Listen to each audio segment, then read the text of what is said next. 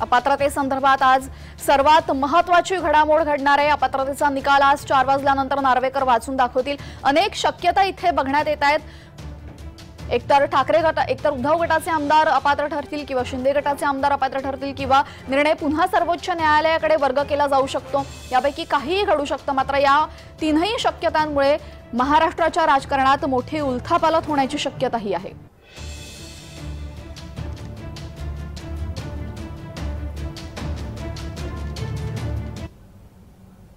या संदर्भात अधिक माहिती देण्यासाठी आमचे प्रतिनिधी शुभम उमाळे आणि कुणाल भोईटे हे दोघेही आपल्याशी जोडले गेलेले आहेत। माझा सर्वात पहिला प्रश्न असेल कुणाल भोईटे यांना। कुणाल, काय सांगाल की जेव्हापासून ही घोषणा झालेली की 10 तारखेला निकाल लागणार आहे आणि कालपासून तर राजकीय घडामोडींना मोठा वेग आलेला आहे। नार्वेकर आणि शिंदेंची भेट म्हणा, काल रात्री तातडीने मुख्यमंत्री आणि दोन्ही उपमुख्यमंत्र्यांची बैठक म्हणा आणि आज सकाळी सुद्धा बैठक झालेली आहे। तर सध्या काय वातावरण आहे शिंदे गटामध्ये?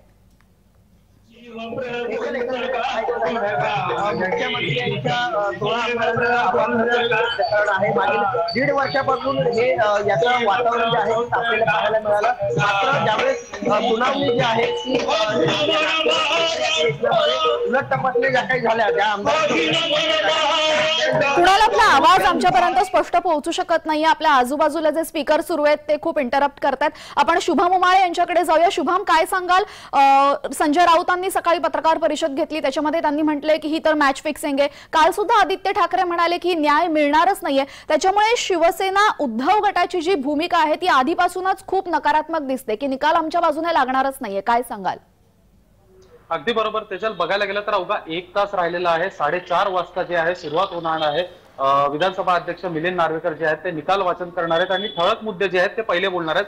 बघायला गेलं तेजल तर तुमचं जे म्हणणं आहे की उद्धव ठाकरे गट जो आहे आणि सोबतच संजय राऊत यांची जी सकाळची पत्रकार परिषद झाली, अगदी बरोबर, कुठेतरी सूर असा त्यांचा कळून येते की त्यांनी हार मानलेली आहे। कारण की इतकी निगेटिव्हिटी पद्धतीने ते बोलतायत आणि त्यांचं असं सोबत म्हणणं येत आहे की मिलीभगत आहे। नार्वेकर अध्यक्ष जे आहेत मुख्यमंत्री यांना भेटायला जातात आणि अन्य सर्व गोष्टी, कुठेतरी निकाल येण्याआधीच हार मानली आहे का त्यांनी, असं सुद्धा आपल्याला पाहायला मिळत आहे आणि असा चर्चा जी आहे ती रंगू लागलेली आहे। सोबतच आता आपण आहोत एकनाथ शिंदे यांचा मुख्यालय समोर शिवसेना भवन जे आहे, बाळासाहेब भवन जे आहे त्या ठिकाणी आपण आहोत। लोकांची मोठी गर्दी आहे या ठिकाणी, आपण बघू शकतो मोठा पोलीस बंदोबस्त आहे तो सुद्धा तैनात केलेला आहे आणि अगदी त्याच्या बाजूला 100 मीटरवर जे आहे उद्धव ठाकरे यांचं कार्यालय जे आहे ते सुद्धा आहे। पण ते कुठेतरी शुकशकाट आहे त्या ठिकाणी एवढे कार्यकर्ते नाहीयेत आणि पोलीस बंदोबस्त सुद्धा कमी पाहायला मिळतोय तेजल। कुठेतरी निकाल आपल्या विरुद्ध येणार अशी भावना जी आहे उभाटा गटामध्ये निर्माण झाली आहे, असं आपल्याला सकाळपासूनच पाहायला मिळत आहे तेजल। जी, यावेळेस आपण हे बघितलं की अतिशय नकारात्मक अशा प्रतिक्रिया उद्धव गटाकडनं वारंवार येत आहेत। मात्र ज्या सर्वोच्च न्यायालयाने ज्या व्यक्तीच्या कडे हा निर्णय सोपवण्याची जबाबदारी दिलेली आहे ते हे विधानसभेचे अध्यक्ष राहुल नार्वेकर। राहुल नार्वेकरांचं पद हे घटनात्मक पद आहे आणि त्या पदाने दिलेला निर्णय हा कसा अयोग्य आहे, कसा चुकीच्या पद्धतीने दिला जाणार आहे हे निकाल लागण्याआधीच सांगणं हे योग्य आहे की अयोग्य आहे? हे बघायला गेलं तर अयोग्य आहे। आपण कोणाच्याही पदावर अशा पद्धतीने जे आहे वक्तव्य करू शकत नाही आणि ते आपल्याला पाहायला मिळते। सोबतच एक गोष्ट तेजल बघितली तर सुप्रीम कोर्टाने जे आहे या सर्व प्रकरणावर सुनावणी केली आणि त्याच्यानंतर हे जे प्रकरण आहे विधानसभा अध्यक्ष राहुल नार्वेकर, महाराष्ट्र राज्याचे जे विधानसभा अध्यक्ष आहेत त्यांनीच घ्यावं हे कुठेतरी सांगण्यात आलं। कुठेतरी चालढकल जी आहे ती करताना दिसून आली होती आणि सोबत काही तज्ञ जे आहेत त्यांनी सुद्धा असं सांगितलं की 2 ते 3 महिन्याच्या गोष्टीसाठी इतका मोठा कालावधी लागलेला आहे, 1.5 वर्ष निघून गेलेला आहे। 2022चं हे प्रकरण, आता 24 जे आहे पहिला महिना आहे 24चा आणि त्यामुळे ठाकरे गट कुठेतरी नार्वेकरांना सुद्धा पेचात घेताना आपल्याला दिसत आहे। सोबत नार्वेकर जे आहेत त्यांनी असं सांगितलं मी मुख्यमंत्र्यांना भेटलो कारण की मी माझ्या मतदारसंघातील कामांसाठी मी एक आमदार सुद्धा आहे। पण हे जे आमदार आहेत भाजपचे आमदार आहेत, त्यामुळे असं सुद्धा एक कुठेतरी म्हटलं जातं की भाजपचे आमदार असल्या कारणाने भाजपकडूनच ते निकाल लावणार का किंवा मग भाजपचीच जी आहे रणनीती कुठेतरी आखल्या जाती आहे का, आणि या पोटी आणि कुठेतरी द्वेषापोटी रागापोटी उभाटा गटाकडनं नेहमी जे आहे असे वक्तव्य करण्यात येत आहेत। सोबत संजय राऊत यांच्याकडनं जास्त करण्यात येत आहेत तेजल।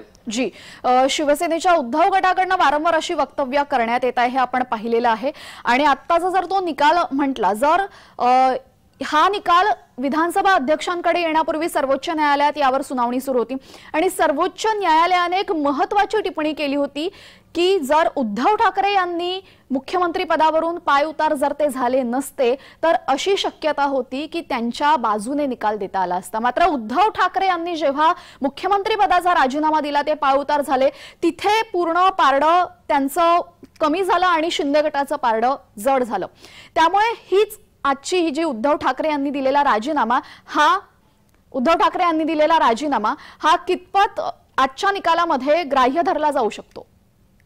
अगदी बरोबर तेजल, बघायला गेलं तर उद्धव ठाकरे यांनी कुठेतरी त्यांचे विश्वासातले लोक जे आहेत ते गुवाहाटीला ज्यावेळेस निघून गेले, त्यानंतर त्यांनी हा जो राजीनामा दिला होता, हा त्यावेळेस राजीनामा दिला त्याच्यानंतर एक स्टंट सुद्धा त्यांच्याकडनं करण्यात आला होता की जे शासकीय निवासस्थान मुख्यमंत्र्यांचं वर्ष आहे तिकडनं निघून ते मातोश्रीवर गेले होते आणि मातोश्रीवर जाताना त्यांनी एक भव्य रॅली सुद्धा काढली होती। असंख्य मुंबईकर आणि शिवसैनिक त्यांना बघण्यासाठी आणि सोबतच निष्ठेने त्यांच्या पाठी आहे दाखवण्यासाठी तिकडे आले होते। पण या गोष्टीचा कुठेतरी सुप्रीम कोर्टाच्या नक्कीच आता यानंतर काय घडणार आहे आपल्याला 4 वाजता समजेल। 4 वाजता नार्वेकरांकडून निकालाचं वाचन होणार आहे। आम्ही वेळोवेळी या संदर्भातली अपडेट आपल्या दोघांकडून घेत राहू। तर तुझा धन्यवाद आपण दिलेल्या माहितीबद्दल शुभम आणि कुणाल।